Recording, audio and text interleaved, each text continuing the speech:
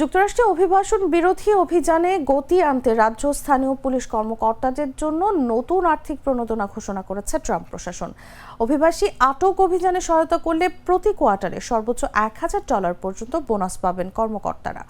মঙ্গলবার দেশটির স্বরাষ্ট্র মন্ত্রণালয় জানায়, যেসব পুলিশ কর্মকর্তা মার্কিন ইমিগ্রেশন অ্যান্ড কাস্টমস এনফোর্সমেন্টের সঙ্গে অভিবাসী গ্রেফতারের অনুমতি পেয়েছেন তারা এই বোনাসের আওতায় থাকবেন। বর্তমানে 40টি অঙ্গরাজ্যে প্রায় 8,500 কর্মকর্তা 287G প্রোগ্রামের আওতায় কাজ করছেন, যা স্থানীয় ও রাজ্য পর্যায়ে পুলিশকে অভিবাসন আইন প্রয়োগের ক্ষমতা দেয়।